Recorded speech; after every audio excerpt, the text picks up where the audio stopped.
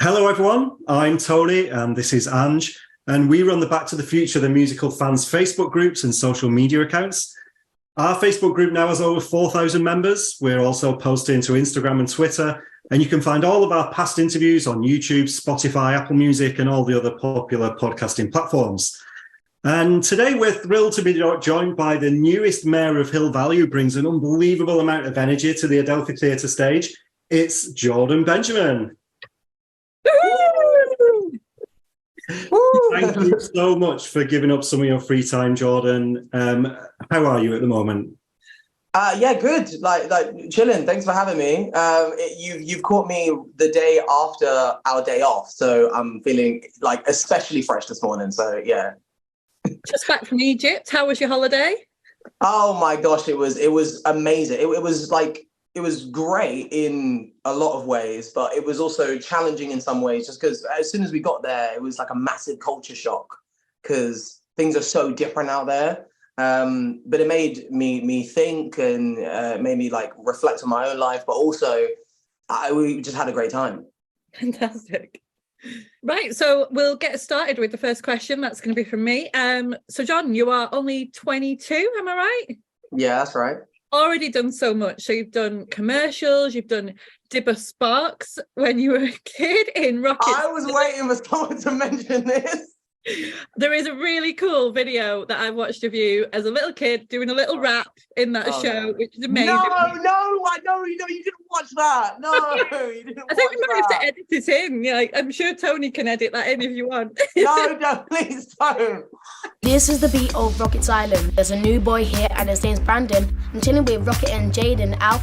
But Brandon's not nice, he can't be my pal. I speak to chicken, she's really crazy. Brandon just sits there, he's really lazy. There's lots of stones, but there's lots to do. And lots of mysteries, we love them too. I like this girl called Bethany Summers. She always has Team Bethany with her. But she likes Rocket and Rocket likes me. It gets confused like a dog in a tree. There's a popular boy and his name is Healy. He's rude to Brandon, he's a big maniac. I don't like it, it's never happy ends. All I want is everybody to be friends. Me and Rocket are best mates. But sometimes we argue and hate. But then Brandon comes along and ruins it. I'm coming to the end of the song. Anger fills me, I can't be heard. I just want to be free like a bird. I'm angry because I never get my way. And lash out and ruin other people's day. It was wrong, it was wrong. I know it now, it was wrong. So if you ever feel like your friend's been taken, don't let the anger inside you be awakened.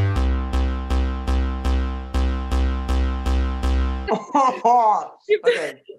Tito Jackson in Man in the Mirror. You've had a single. Yeah. Did your West End debut in Hairspray with some phenomenal pink trousers. Cinderella, Rain and Zoe. So you've done loads already. And we always like to start by seeing how that journey began. Like, how did you start way back in the day? Well, I started when I was about I started acting professionally when I was about 12 years old. But I was like back a little bit more when I was about 10. I grew up like in Leytonstone, not really like knowing much about the acting industry or anything like that. I just did school plays and I just knew that I enjoyed it. And then there was like a little acting club going on at the side of my road. And my mom basically forced me to go because I was like, Mom, like it's the summer holidays. I want to go out and play football. I want to mess out with my mates. I don't want to be doing some acting class in the summer holiday. Like, who wants to do that? But then she was like, no, Jordan, you're going. So I was like, okay, fine. So I went, and it was the best decision of my life because there was a lady called Suzanne McLean who was an actress herself, but also ran a Saturday theatre school for kids like me. And she saw me there as well as my older sister, and she loved us and offered us a scholarship to her Saturday theatre school, which was amazing. And then through there, I got in a glee group that would then like perform in lots of different competitions. And we won a competition on CBBC, and then meant that we were going around like performing in lots of different galas, lots of different places. And an agency saw me at age 11 singing at one of these places and invited me in. And then I got my agent when I was 11. And then I had my first professional acting job when I was 12. It literally happened because my mum forced me to go to a little acting club on my road. That's how I started out. Wow. Credit to your mum there. Yeah, I know, right? Yeah, it's funny to see how these paths sort of find their way, really. Do you remember, obviously you were going to this theatre school. When was the first time you really went to a theatre show and saw something and felt inspired by what you were seeing? Well, I didn't really go to many theatre shows when I was growing up. I vaguely remember being about 8 years old and my older cousin taking me to Lion King, but I don't really remember much of it. I think the times that I was the most inspired by theatre was probably when I was a little older. I remember I watched Wicked and I really, really, really enjoyed that. But I think the time that I felt the most inspired was probably through like musical films, because I had more access to like musical, but like anyone can watch them. And actually, funny enough, growing up, one of my favorite musical films was Hairspray.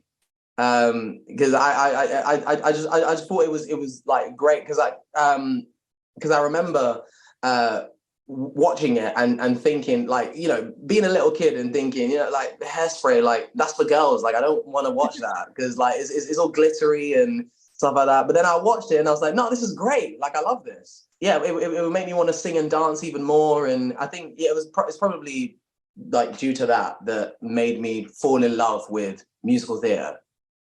But you've mentioned Hairspray there. We know that the pandemic was such a horrible time for everyone, but for the theatre industry, it essentially closed. How was that time for you? And then when you reopened, your first performance back in Hairspray? It was the best, I think, the best and worst time of my life, because I think I was casted in Hairspray when I was 19. And I didn't perform in it until I was 21. That's how long the pandemic seemed, and it was. And when I was 19, I was very prepared for it, but being stopped by the pandemic was actually a blessing in disguise. Mainly because that meant that I had a lot of time now to work on myself, not only as a person, but also in my like fitness level, so that I could be able to do the show 8 times a week, because that I wouldn't have been prepared for at the age of 19. And also like trying to like maintain things like my voice and my eating and sleeping, but also trying to, you know, sort out like my mind and my own like self-doubts and any kind of imposter syndrome of being around these people who have you know been in dance since they were 5 years old and done the 3 years at drama school, and then there was me who just kind of seemed like he was fluking it. So there was a lot of that kind of needed to, you know, be sorted out. And I think there was a lot of time to do all that in the pandemic. And then by the time I did Hairspray when I was 21, I felt like fully ready for it. And that opening night, there was nothing like it. Like, even though the Coliseum is like a 2.7 like capacity venue, but there was only like 1,000 people in there. But the noise that they made, I've never heard a noise that loud. Like to this day, I still haven't heard a noise that loud, and there was only 1,000 people in there. It was immense, and yeah, I like just goosebumps, just the feelings just running through. It was incredible. Of course, Ange's mentioned a lot of the things that you've already done in your career to date, but what we really want to talk about is your role in Back to the Future, or roles, Goldie Wilson and Marvin Berry. How much did you know about Back to the Future before you booked this job? I honestly, the only thing that I knew about Back to the Future was that it was a staple. I hadn't actually seen the movies growing up. Funnily enough, I finished Hairspray, and then about a month later, I watched Back to the Future, the musical, and I hadn't seen the film, so going to it, I was like, should I probably see the film first? But I was like, screw it. Like, you know, like if we're confused, we're confused. But I sat there and we absolutely loved it. Like it was incredible. Like we loved it. And funny enough, because we went with like a few of us from Hairspray, including my good friend Charlene, who was friends with Cedric. So at the end of the show, we were at a stage door and we spoke to Cedric. And like I was like, yeah, I thought you were brilliant, like, because I really was blown away by his performance, and I just wanted to tell him how amazing he was. Little did I know that about 8 months later I would be the next Goldie Wilson, which is mad. But yeah, that was the only thing that I knew about the show. I'd seen it once then, and I absolutely loved it. And then I was like, yeah, it would be nice to be in the show. I just didn't know if I could do it. And then lo and behold, I'm here now. So yeah. John, you can tell us about your audition process. When did it begin for you? And what was it? What was your process? My audition process was like really long. In like my first audition was in January, or like that was like a self-tape. And funny enough, it wasn't even for Goldie Wilson. It was for another character in the show. I wouldn't say which one, but I didn't start out auditioning for Goldie Wilson. And then slowly they were like, okay, can you keep doing that material, but can we also see you do Goldie? And so like over the next few months, I was doing both of them. And even when I was in the audition, we could all feel that I felt so much more comfortable and at home when I was singing Gotta Start Somewhere than any of the other songs that I was singing. And it felt like natural, it felt great. And I even remember when I did it in front of John Rando, who was on Zoom at the time because he couldn't make it there in person. Even then, I could feel that he knew that I was so much more comfortable with the Goldie Wilson stuff. But yeah, it was a long process to the point where I was still auditioning by May, and I started in January. And by May, I remember there was like a month where I didn't hear anything. So I thought, I didn't get it, right? It's gone. Like, let me just focus on other things. And then, and then all of a sudden they were like, oh, can we invite you back in just to do Goldie? Because we'd love to see you for Goldie. And I was like, okay, when would you like to see me? And they said, okay, could we see you on the 13th of May? And that's the only day that we can do. And I was like, that's my birthday. And they were like, oh, but there's no other day that we can do. Can you just come in? I was like, okay, cool. So it was my birthday, and I go in to my which I later realized was my final. And I went in to like a panel of maybe 15 people, not knowing what to expect. And I walk in, and as soon as I walk in, Mr. Nick Finlow goes, and they all sing me happy birthday before I've even done anything. So that was a really surreal experience. And then after that, I had one singing session with Nick, and then soon after, I found out that I got the part. Fantastic. They really, it seems like the cast and crew and the team are just so friendly and like to put everyone at ease. It's great to hear stories like that obviously, hopefully that would have put you at ease and not thrown you off your audition. You did mention meeting Cedric at stage door and having a mutual friend there. He left some pretty big shoes to fill. Were you able to like have a chat with him about the character? Was he able to offer you any advice or anything in that transition period? Yeah, absolutely. Like Cedric was really, really helpful, like so helpful. I remember like the first week of rehearsals, and this wasn't helped with the fact that I got COVID in the first week of rehearsals, which didn't help. But in the first week of rehearsals, I realized that I was spending a lot of time alone. And I was wondering like why that was. Like a lot of the times I was sitting outside like writing my own notes, because I make tons of notes about my characters and stuff like that. I'm very methodical. But it was a case where I was sitting outside a lot of the time, and everyone was in different rooms doing either singing or dancing, and I wasn't in there. So I remember one of the days I just noticed it, and I felt some type of way about it. So I messaged Cedric and asked him if he felt like that as well, or if he could relate to my situation. And as well as him being like really helpful with, you know, helping me understand like Goldie as a character and what Got Us Up Somewhere means, that moment really meant a lot to me, because what he said later was, he was like, yeah, Goldie doesn't have relationships with anybody in the show. Like the only like loose connection that he has with anybody is we see his friendship with Doc, when Doc asked him to put the cable on top of the clock tower.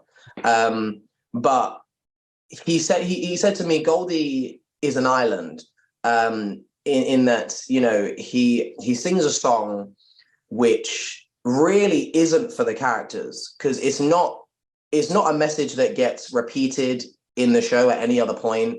It's none of what he says gets referenced by George or Marty or anyone who was there. Which is why halfway through the song, George stops listening, goes off stage, and Goldie begins saying it to the audience, because the message is not for the people on stage. It's not. It then breaks the wall that's there, and becomes a message directly to everybody sitting in the theater.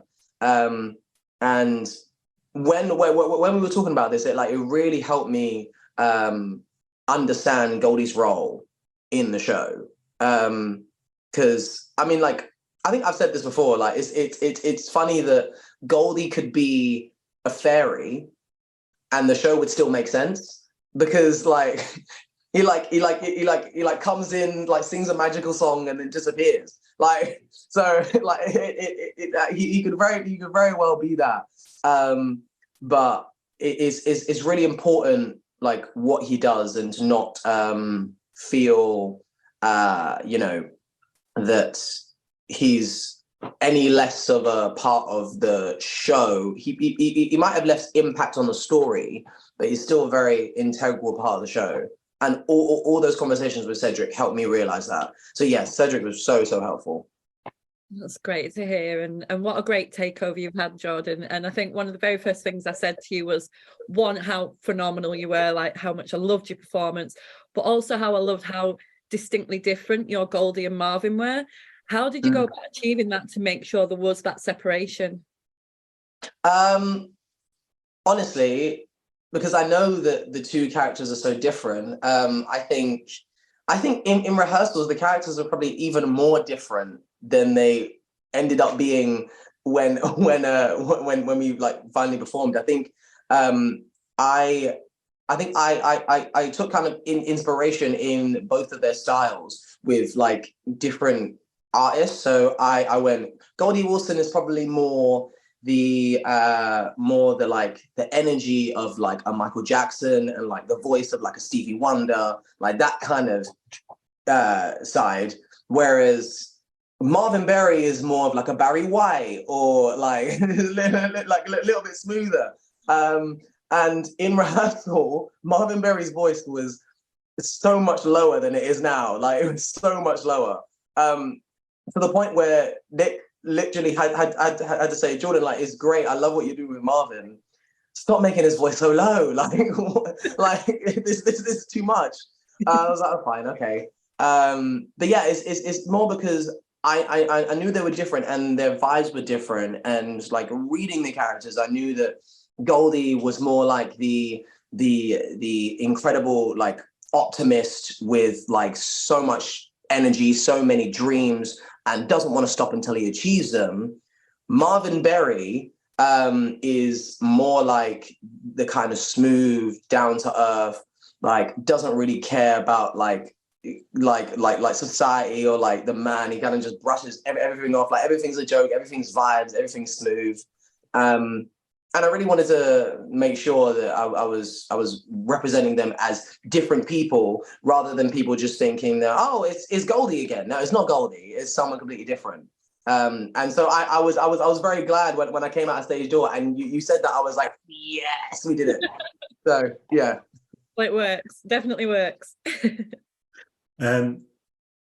funny that you got this link to Man in the Mirror as a song that Glen Ballard was involved with. Obviously, working on Back to the Future, you get the opportunity to work with these huge names like Bob Gale, Silvestri, Glen Ballard.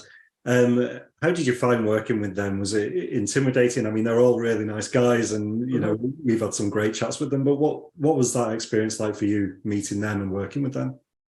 Well, I think I didn't really work very closely with Glen Ballard and Alan Silvestri.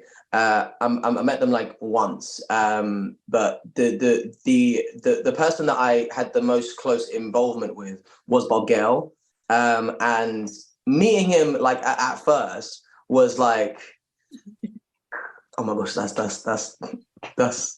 him. That's Bob Gale. Yeah, no, I was a little bit like it was a bit jittery like with that, because his name is like he is just Back to the Future. But when he like first saw us, and we kind of stood like around him, and the first thing that he said, like he looked around at, I think it was myself, Ben, who plays Marty, Ollie, who is George, and Harry, who's Biff. Us four kind of just like stood around him because we were like prepared to do the diner scene. And he just looked around at us and said, wow, this is really good casting. And it just really warmed my heart. And yeah, he's just so great. Like I think we were just like taken aback with how sweet and kind and how encouraging he is, and how we still get emails from him. We're like wishing us well. It was a brilliant idea. Unfortunately, I couldn't be there, but it was a blessing because Tavio got to do it for Back to the Future Day. When Tavio did a duet with Harry Waters. with Harry Waters Jr., which was just like amazing. Like it was such a moment, and I was like glad that like Bob Gale was like bringing us in and saying, this would be a great idea, should we do this? And yeah, he's very much like involved in everything, which is like incredible. But not only that, but he's just so like kind-hearted. Like we all love Bob. Like he's like our he's like all of our grandpa. Like he's amazing. Really cool. One of the huge opportunities you've had, John, since you joined the cast was to perform at Magic at the Musicals. Yeah. Some of our members were there and shared the footage, which was amazing. How did you find that? Surely that was like mind-blowing moment for you. Boy, that day was mad. I mean, when I found out that I was going to be like performing at like the Royal Albert Hall, and not only that, but I was going to be doing a solo at the Royal Albert Hall. You've got to remember that every single time I get a call that says like, oh, you're now Goldie Wilson Back to the Future, you're now like performing at the Royal Albert Hall, I'm still like the kid who's like 10 years old in like Leytonstone with no connections to the industry whatsoever, and just happened to be in the right place at the right time. And when these things like happen, I'm like, really though, like, but seriously, is this happening? So like when I was actually there and I stepped out to do my sound check, it was like the way that the sound travels in the Royal Albert Hall is mad. Like the acoustics, because the place is so big, I just couldn't believe where I was. And then after my sound check, we had hours of waiting until the evening show. And so I didn't really have much to do. I shared a room with two guys. I was in a room with Sam Tutty from Dear Evan Hansen, and also Tom from And Juliet. I was in a room with both those guys, and like being in a room like with them and having people like coming in and out like made the time go a little faster, but the time didn't seem to move. Like the day was just so long. But then by the time it came to the time, I was so like, I don't think I've ever been as nervous as I was that day.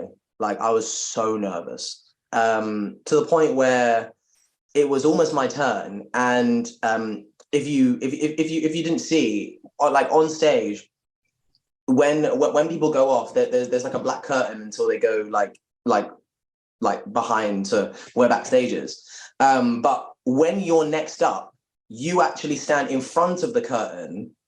So you're out on stage and you can see everything, but no one can see you. So I was out there, and also I was especially nervous because guess who was just before me? Phantom of the Opera. And I was like, I've got to follow Phantom of the Opera. Whose idea was this? But then I was like, okay, fine.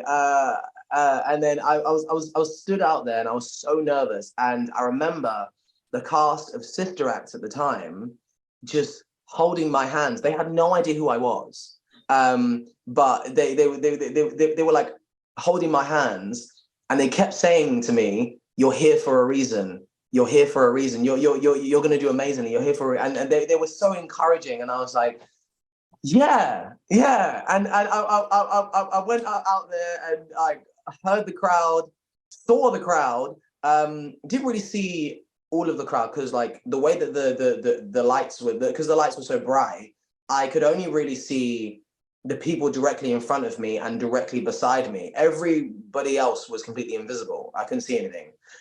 So I was like, you know what, screw it. Let me just go for it. So I went for it, and then like right at the end, the lights turn off. Like the lights that were blinding me turn off. Like when I punched the air, and then I could see everyone. I realized what had just happened. And I was like, that felt like 20 seconds. Honestly, when I was out there, it felt so fast. But if it was 20 seconds, it was the best 20 seconds of my life. So yeah, it was incredible. Oh, that's so special. Were your family in? Did they manage to get in there? Yeah, it was pretty heavily sold out. But I had my two sisters who came and supported me, and they loved it. They absolutely loved it. So yeah. Great. That was like one of the first opportunities for the public who weren't coming to see the show to see someone different in the role. I think you were the first cast member of the new wave of cast to do something like outside of the show. One of the differences, and something that people always talk about who have seen the show before, who then see it with you, is the difference in the choreography and energy that you bring to like Goldie's dance routine. I mean, I'm sure Cedric won't mind us saying you've got a good 20 years on him. You know, you're a lot younger and you know, more have more energy, let's say, as a younger person. How much of that change did you have input into? Like, how much of you did you bring to that, or how much say did you have in that new choreography and the new moves? Yeah, I was like, the creative process was amazing in that sense, because I came into this and one of my hopes, and they won't mind me saying this, like one of my hopes was, I was like, I really hope that I don't come to rehearsals and they say like, oh, I do something and they say, oh, but Cedric didn't do that. And it becomes like that kind of thing. Because to be honest, I don't really like to work like that. Like it's like whatever I do, I like to put a little bit of me into it. I think I heard in Hugh's interview that he was talking about like having ownership over like your work. And so yeah, I love to have like a little bit of me in it. And when I arrived, they basically said, okay, Jordan, so we've got whole new choreography for you and blah, blah, blah. And I was like, oh, perfect. So when we were going and when we were doing that, yeah, it was very much a collaborative process. There was even a time when I was off with COVID. But while I was off, I had an idea, and then I basically sent a video of me at home with my broom at home, sending it to Darren and going, okay, hear me out. What if I do this, and then I go like this, and then like spin, and then I do this, and he actually like messaged me back, and he was like, "Oh my god, I can't believe you've done this." Yes, absolutely, we're putting it in, and I was like, "Yeah, great." So it was very much a collaborative process in trying to find my Goldie and how my Goldie is going to be so different, but not only just so different, just because like just to be different, but it is different because me and Cedric are different. Yeah. So it was a point where to make Goldie my Goldie rather than me trying to be Cedric's Goldie, which is hard because Goldie was pretty much made for Cedric. So it was hard to kind of like fit. And I was thinking that we might struggle, but no, it was really nice. It was really good. You've definitely put your own stamp on it. It is Jordan Goldie now, like definitely. We also like to make sure that the people who watch these interviews understand that there's all sides of the industry and it's not all sunshine and rainbows.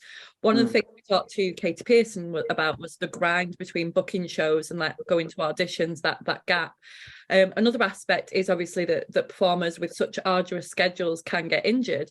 And we know that last year you did suffer quite a serious injury. We're wondering if you wouldn't mind telling us about how did that happen and how did you get through that awful period? Yeah, so at the beginning of October, I think it was, I was in the middle of Gotta Start Somewhere, and in the middle of the song, my voice completely cuts out, like on stage, and like I finished the song trying to sing as much as I can, but not much sound is coming out. Like my entire top register is just breath. And the only sound that's coming out is in my like lower register. So I had to sing the rest of the song in the octave lower. And then I went off stage. I went to the company office and spoke to them. And they were like, "Oh my God, what happened to your voice?" And I was like, "I have no idea." And I genuinely didn't. And at the time, I felt no pain as well. It was just my voice. So I was like, what's going on? Blah, blah, blah. So I finished that show. Trying to do as much as I can to get through it. And then I went and saw a ENT specialist a couple of days later. And when they showed me my vocal cords, to my horror, my vocal cords were swollen and bleeding and bruised. And yeah, it was really bad. And then the ENT said, "Oh yeah, you've got to not sing for 2 to 3 weeks. You've got to be like completely on vocal rest." So he wrote me off the show. And I think when I was sitting there, the main thing that I felt was that I just let everybody down, that I let myself down. It was tough because I mean, there are like reasons why we think that it did happen, as well as just being like just overused. But when it happened, I was distraught, and so and you know, because it's really difficult in a show that you do 8 times a week for it not to consume your life. So when you don't have it anymore, it's like you have nothing because that's all you were doing. And so at the time, I didn't have anything and I was just at home resting. And at first, I decided, you know what, let me just, treat it kind of like a holiday where I'll just, chill. I'll like see my family. I was told I can't really see like many people outside. I was, I wasn't particularly happy with there was times where they had like company parties at Back to the Future. Like there was like a bowling party with Grease, and there were like lots of different things that I couldn't go to because, you know, of the fear of like further damaging myself. So there were a lot of things that I felt like I missed out on, and seeing everybody else like keep doing the show, like keep like going, and I was kind of like held back. It was really difficult. I'm going to be completely honest, it was really difficult. But then like a month passed, and I felt a lot better, and I suspected that I would be going back to work. I went to an ENT specialist again, had the camera go down my throat, and when he showed me my vocal cords, he said, yeah, there's still some residual swelling, so you can't go back. I was like I think this was probably the hardest moment, because when I first got the news, I knew something was wrong, and then I got told that I've got to rest. Now it was worse because I'd convinced myself that I was completely fine again, and then gone and been told, no, you're not fine.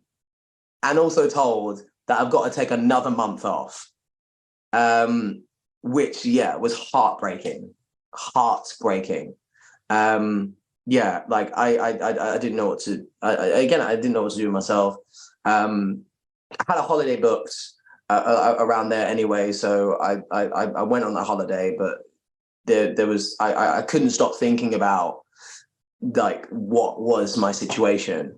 And yeah, it was really tough. But honestly, I never would have got through it without like a few things, without my family, because my family were here constantly reassuring me that, number one, I am still employed.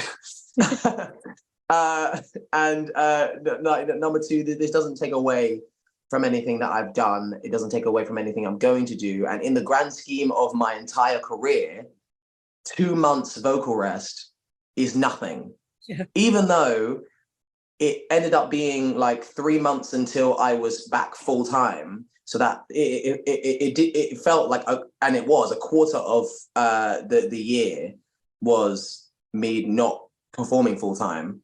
And I did feel that, but they were constantly like reassuring me and like helping me go through it, which was amazing.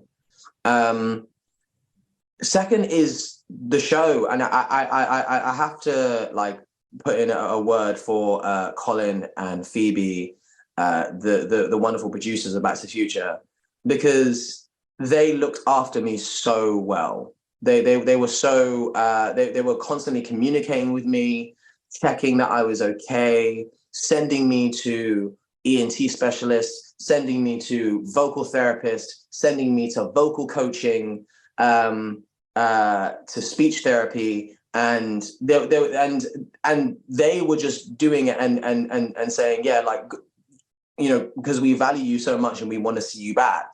That was always the message. And I felt very like grateful that they like believed in me enough and believed in my recovery enough to do that. Otherwise they wouldn't have.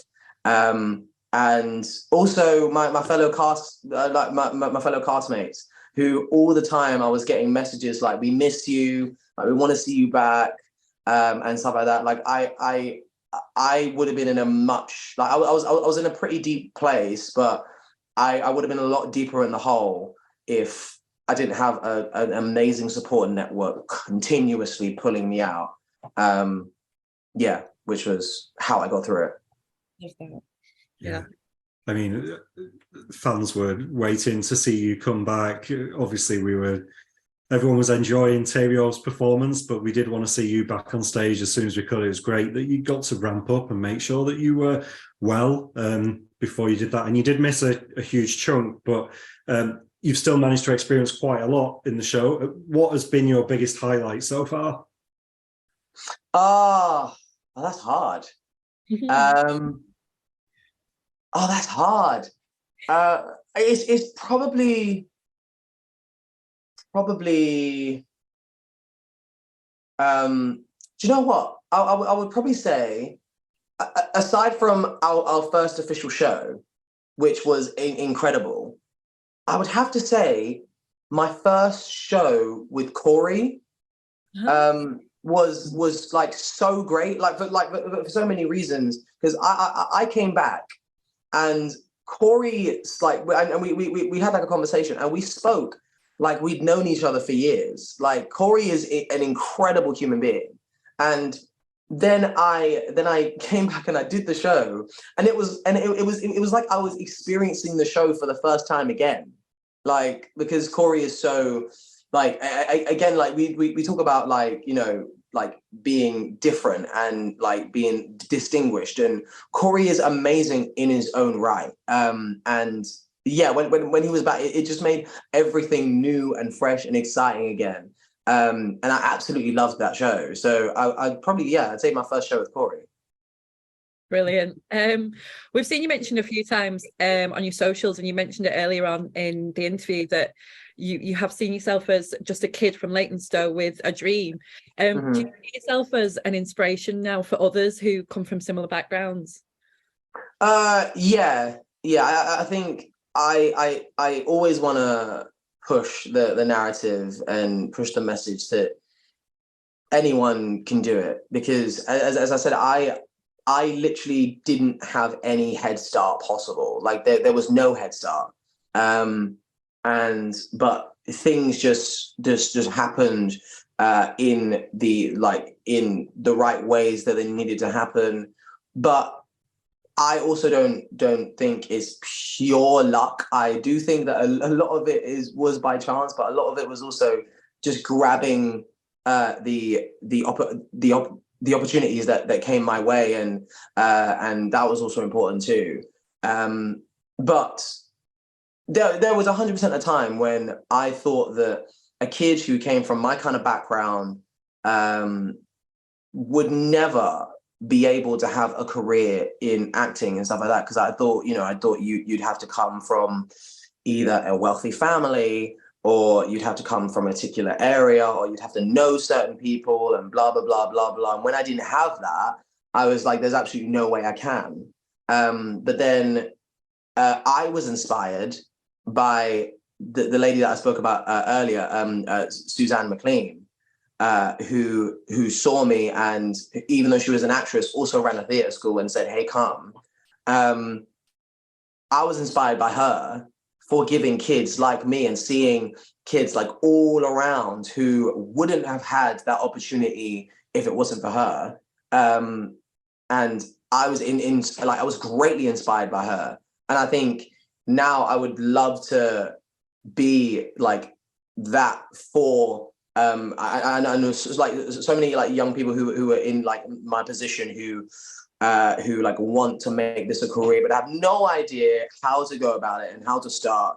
And if I can just be a symbol at this point in my career, if I can just be a symbol of, hey, you of course you can do it. Of course you can do it. There's nothing stopping you. Then I'm going to take every opportunity to do that. And I think that's why I chose to change my bio to just a kid from Leytonstone with a dream. Because even though, as I say, I get the call to say, hey, you're performing at the Royal Albert Hall, I'm still that. And like no amount of, like opportunities, or, if someone say, hey, you're going to perform at the Moon tomorrow, I'm still just a kid from Leytonstone with a dream. So yeah, absolutely. So Jordan, we're recording this just a few days before we say goodbye to the legendary Roger Bart, before he jogs on over to the Broadway production. What are you all going to miss most about Roger? Roger Bart. There's not another man like him. Honestly, Roger is like, I remember when I first came to see the show, I was in absolute stitches, and I can tell you for free, I have never ever laughed as much as not even close. I've never laughed as much as I did when I saw Roger at any theatre show ever in my life. Like, he's just incredible. But even though he's amazing on the stage, that's not what I'm going to miss the most about him. What I'm going to miss the most about him is the amazing like side comments / jokes that he pulls around the circle time. I'm going to miss how he comes to our floor and always has a really like good energy. But you know, the people see him on stage and think that he's this like hyped up guy like all the time. I swear he must just save that for the stage, because when he comes off stage, he becomes this very calm, cool, and collected person who is like, yeah, is just. He's just a joy to work with, and I think that's what we're gonna miss about him the most, like the calm but joy that he brings to the building every single time that he walks into it, and he's so encouraging. Like sometimes I'll come off stage, I'll pass him, and he'll say to me that was the best that I've ever sounded, and the best that he's ever heard me. And he's like going on stage, or he doesn't need to say that. Like he needs to get himself on stage, but he just says it anyway, because he's just naturally really like warm and kind. And I think that's what we're gonna miss about him the most. And I'm really sad that he's leaving, but you know, he's leaving us, but he's not leaving Back to the Future. So so you guys will still see him. So yeah, he'll leave a huge hole in all our hearts, I think. But hey, like you say, he's flying the flag over the pond, so it's all good. Do you have a dream role, Jordan? Is there something that you would love to perform in the future, a dream role you aspire to? Oh yeah, I'd love to. I mean, it's going to take me about 10 years to be old enough to do it, but I would love to do an Aaron Burr in Hamilton. Like I would love to be Aaron Burr in Hamilton. But at my age, I would also like to do a Lawrence Phillip in Hamilton. Like that would be sick. And I think in terms of anything else, I think I resonate a lot with what Rosie said when she was like, I think, you know, my character hasn't been written yet. And I think a lot of musicals that are still being written, still being workshopped, are so different from anything that's out now. Like, again, like one of the reasons why as a kid, I didn't think that musical theatre was for me is because I saw things like Hairspray and Grease and stuff like that. It was very heavily white, like protagonists, like white people. Apart from like Hairspray, that had the Motormouth kids. But like when you think of things like The Sound of Music, and you think of Grease, and you think of like a lot of, like Mary Poppins, a lot of these musicals that I knew was out. I was under the impression of if I'm not in Lion King for the rest of my life, I'm not gonna be in musical theatre. But even as I've grown up, there have been new shows like coming out all the time that are so different from like anything that musical theatre has seen before, in that it's actually showing people as people.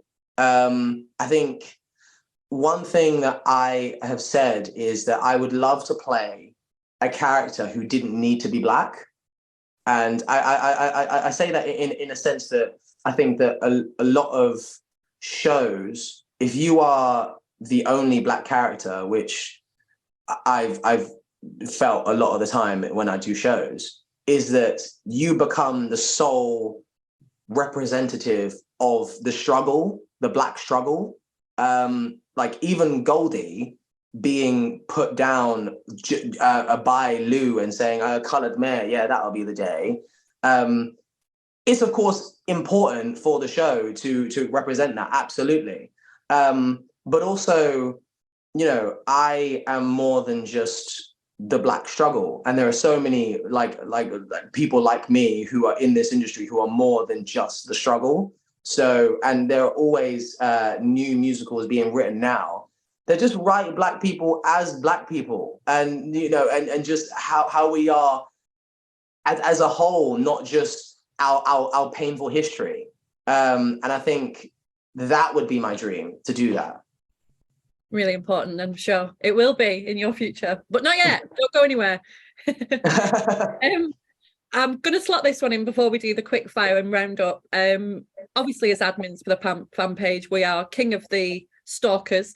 So there's a little highlight on your Instagram about snow leopards. And it says, if you know, you know. Well, we don't know. So can you fill us in? Yeah, that I have a weird, undying love for snow leopards. I always have. I don't know where it comes from. If you've ever seen any of my Nerd at My Crib videos, I actually have a little snow leopard like plush in my dressing room. I also have a snow leopard frame in my room that I keep. My bed sheets are snow leopard. Like my entire duvet and my pillow are both the face of a snow leopard. I don't know how it started, to be honest. I think I've always been adverse to like a nice animal documentary, but my love for snow leopards, I think I just saw one day and was like, that is beautiful, and then I started researching about them, and now it's kind of become an obsession. So yeah, that's really it. It's hella random, but yeah. You probably have some stage door gifts now of snow leopard things. Oh yeah, no. I already have too much. Please don't give me more snow leopard stuff. So I know we're approaching time now, and we really appreciate the time. Hopefully we've got some time for some quick fire questions. Make them really quick, one-word answers as quick as you can. You might have seen us do this before. Okay. We want to get to know, you and your fellow cast members a little bit. So, are you ready? Ready. Who really needs to clean up their dressing room? Oh, Ollie. Who is too darn loud backstage? Emma. Which other role in the show would you most like to perform? Doc. What's your pre-show ritual before you go on stage? I blow my hands twice and clap. Don't know why, I just do. Who's most likely to corpse on stage? Sorry, who's most likely to what? Who's most likely to corpse on stage? Oh, me. Okay. Are you more like Goldie or Marvin? Goldie. Goldie. What is your favourite line from the whole show? Is that what they call white trash? What's been your biggest onstage cock up? Can you share? I haven't actually had that many. Probably coming on stage without a cigarette and still pretending to smoke. Okay. You talked about your crib. What is the nerdiest item in your dressing room? Oh, anime puzzles. And is there a nerdy item you'd like to pinch from somebody else's dressing room? All of Ollie's Lego.